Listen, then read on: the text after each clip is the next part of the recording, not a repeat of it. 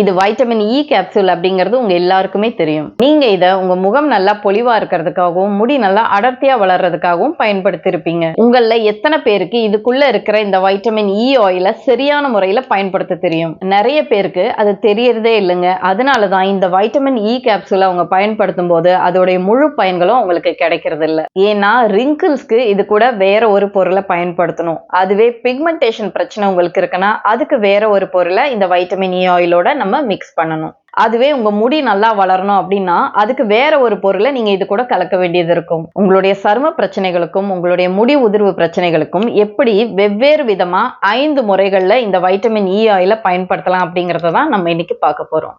இது வரைக்கும் உங்களுக்கு தெரிஞ்சிருக்காத அந்த 5 முறைகள் என்னென்ன அப்படிங்கறத நீங்க தெரிஞ்சுக்கணும்னா 5 அப்படின்னு கமெண்ட் பண்ணுங்க.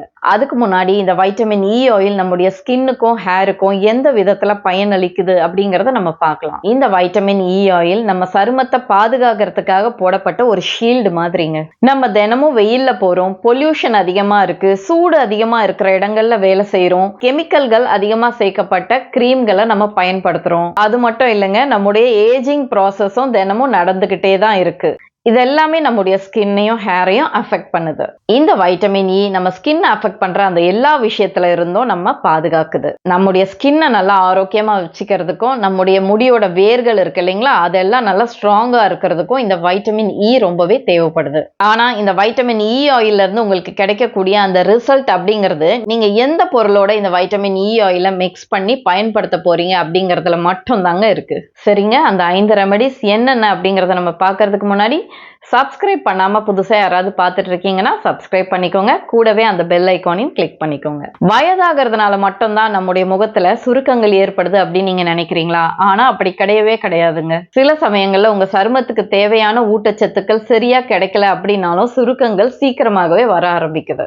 உங்க சருமத்திற்கு தேவைப்படுற அந்த ஊட்டச்சத்துக்கள்ல ரொம்ப முக்கியமானது இந்த வைட்டமின் இ.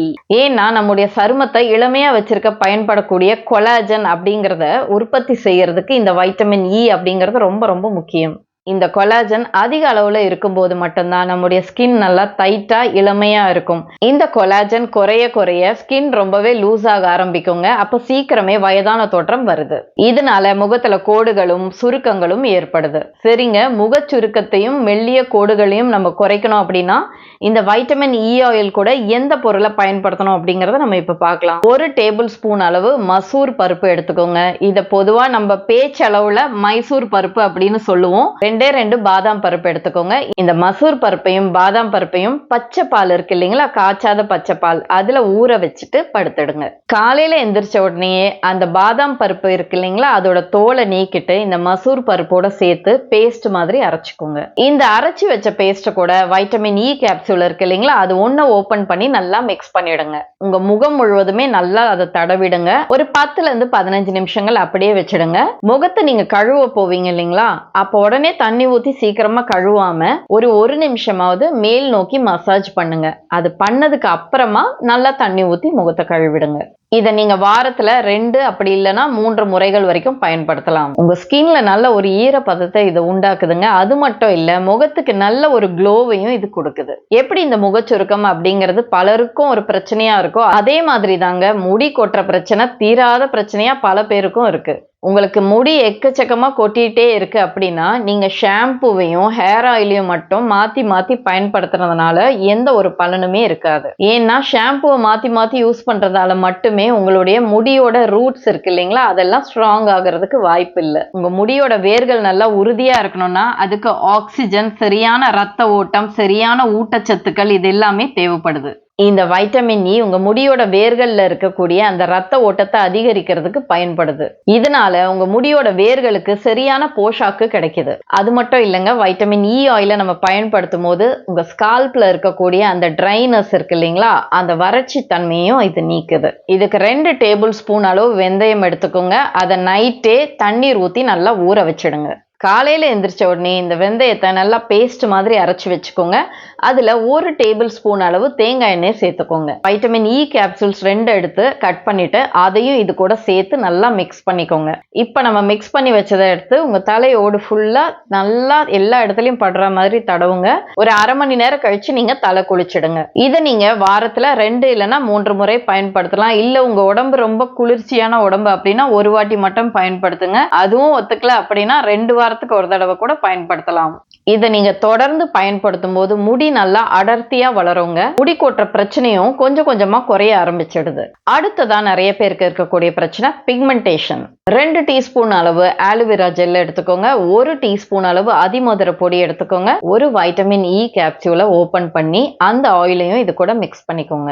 இது உங்களுக்கு பிக்மெண்டேஷன் எங்கெல்லாம் இருக்கோ அங்க மட்டும் போட்டா போதுங்க. உங்க முகம் முழுவதுமே போடணும் அப்படிங்கிற அவசியம் கிடையாது. ஒரு 15ல இருந்து 20 நிமிஷம் கழிச்சு முகத்தை நல்லா சுத்தம் பண்ணிடுங்க. ஆலோவேரா ஜெல்லை நம்ம பயன்படுத்துறதுனால முகத்துல இருக்கிற அந்த ஈரப்பதத்தை இது நல்லாவே இம்ப்ரூவ் பண்ணுது. அதிமதுரத்தை நம்ம இதுல பயன்படுத்துறதுனால முகம் நல்லா பிரைட் ஆகிறதுக்கு இது பயன்படுது. இதுல வைட்டமின் இ ஆயில நம்ம கலக்கிறதுனால உங்க சருமத்திற்கு தேவைப்படுற அந்த போஷாக்கும் கிடைக்குது. அடுத்த ரெமெடி யாருக்குன்னு பாத்தீங்கன்னா ரொம்பவே வறண்ட சருமம் இருக்கவங்களுக்கு. பொதுவாகவே சருமம் ரொம்ப வறண்டு இருக்கிறவங்களுக்கு எல்லாமே முகம் ரொம்பவே டல்லாவும் இருக்கும். இதனால அவங்க மாய்ஸ்சரைசரை அடிக்கடி உபயோகப்படுத்திட்டே இருப்பாங்க. அப்பவும் சில மணி நேரங்கள்லயே முகம் மறுபடியும் வறண்டு போய் ஜீவனே இல்லாத மாதிரி தெரியும். இதுக்கு 1 டேபிள் ஸ்பூன் அளவு ஓட்ஸோட பவுடர் எடுத்துக்கோங்க. 1 டேபிள் ஸ்பூன் அளவு தயிர் எடுத்துக்கோங்க. ஒரு வைட்டமின் இ கேப்சூலை ஓபன் பண்ணி அந்த ஆயிலையும் இதுல மிக்ஸ் பண்ணிட்டு உங்க முகம் முழுவதுமே ஈவனா இருக்க மாதிரி பூசிடுங்க. ஒரு 15ல இருந்து 20 நிமிஷம் கழிச்சு முகத்தை நல்லா கழுவிடுங்க. இந்த முறையை நீங்க வாரத்துல 2 இல்லைன்னா 3 முறை பயன்படுத்தலாம். இதுல ஓட்ஸை நம்ம பயன்படுத்துறதுனால ஸ்கின்ல இருக்கிற அந்த வறட்சி தன்மையை குறைக்குது. தயிரை இதுல சேர்க்கறதுனால முகம் நல்லா ஃப்ரெஷ் ஆகுதுங்க. அடுத்ததா நம்மள பல பேருக்கு இருக்கக்கூடிய ஒரு பிரச்சனை டார்க் சர்க்கிள்ஸ், கண்ணை சுத்தி இருக்கக்கூடிய கருவளையம். நைட்ல லேட்டா தூங்குறது, ரொம்ப ஸ்ட்ரெஸ் ஆகுறது, மொபைல் போனை நிறைய நேரம் பயன்படுத்துறது, தூக்கம் ரொம்பவே குறைவா இருக்கிறது, அதிக சோர்வு, இது எல்லாமே சேர்த்து நம்முடைய கண்ணுக்கு கீழே கருவளையத்தை உண்டாக்குது. 1 டீஸ்பூன் அளவு ஆலோவேரா ஜெல் எடுத்துக்கோங்க. 1 டீஸ்பூன் அளவு வெள்ளரி இருக்கு இல்லைங்களா, அதோட ஜூஸ் எடுத்துக்கோங்க. இதுல வைட்டமின் இ ஆயில நீங்க பயன்படுத்தும் போது பாதி கேப்சூல் அளவு மட்டும் நீங்க எடுத்து பயன்படுத்தினா போதுங்க. இது எல்லாத்தையுமே கலந்துட்டு உங்க கண்ணை சுத்தி நீங்க பயன்படுத்தும் போது ரொம்ப மெல்லிசான ஒரு லேயரா தாங்க நீங்க இதை பயன்படுத்தணும். ரொம்பவும் கண்ணுக்கு நெருக்கமாகவும் அதை பயன்படுத்தக்கூடாது. ஒரு 10ல இருந்து 15 நிமிஷம் கழிச்சு கண்களை சுத்தி நல்லா குளிர்ந்த தண்ணீர் வச்சு கழுவிடுங்க. இதுல நம்ம வெள்ளரியோட ஜூஸை பயன்படுத்துறதுனால அது உங்க கண்ணுக்கு நல்ல ஒரு குளிர்ச்சி தன்மையை கொடுக்குது. இதை நீங்க தொடர்ந்து பயன்படுத்திட்டே வரும்போது கண்களை சுத்தி இருக்கிற அந்த கருவளையம் இருக்கு இல்லைங்களா, அதுவும் குறைய ஆரம்பிக்குங்க. அது மட்டும் இல்லைங்க, கண்ணை சுத்தி இருக்கிற அந்த வறட்சி தன்மையும் குறையுது. உங்க கண்ணு பாக்குறதுக்கும் நல்லா ஃப்ரெஷ்ஷா இருக்கும். நான் இப்ப சொல்லியிருக்கிற இந்த 5 முறைகள்லயுமே வெளிப்புறத்துல இந்த வைட்டமின் இ கேப்சூலை எப்படி பயன்படுத்தணும் அப்படிங்கறத தான் நான் சொல்லியிருக்கேன். ஒருவேளை இந்த வைட்டமின் இ மாத்திரைகளை நீங்க சாப்பிடணும் அப்படின்னு நினைச்சீங்கன்னா நீங்க உங்க டாக்டரை கன்சல்ட் பண்ணிட்டு அவங்க சொல்ற அளவுகள்ல அதை எடுத்துக்கோங்க. இந்த வைட்டமின் இ ஆயில உங்க ஸ்கின்னுக்கோ இல்ல உங்க முடிக்கோ நீங்க பயன்படுத்த போறீங்கன்னா அதுக்கு முன்னாடி ஒரு பேட்ச் டெஸ்ட் பண்ணிடுங்க. 24 மணி நேரங்கள் கழிச்சு உங்களுக்கு எரிச்சலோ இல்ல செவந்து போறதோ அந்த மாதிரி இருந்துச்சுன்னா நீங்க அதை யூஸ் பண்ணாதீங்க. இன்னைக்கு காணொளியில எந்தெந்த சரும பிரச்சனைக்கு எந்தெந்த பொருளோட இந்த வைட்டமின் இ ஆயில சேர்த்து பயன்படுத்தணும் அப்படிங்கறத நான் சொல்லியிருக்கேன். வைட்டமின் இ ஆயில சரியா பயன்படுத்த தெரியாத உங்களுடைய நண்பர்களுக்கோ உறவினர்களுக்கோ அன்பானவர்களுக்கோ இதை ஷேர் பண்ணுங்க. இந்த வீடியோ உங்களுக்கு பிடிச்சிருந்தா இதை நீங்க லைக் பண்ணுங்க. இது போன்ற ஆரோக்கியம் குறித்த தகவல்கள் உங்களுக்கு தொடர்ந்து கிடைச்சிட்டே இருக்கணும் அப்படின்னா நம்ம சேனலை சப்ஸ்கிரைப் பண்ணிக்கோங்க.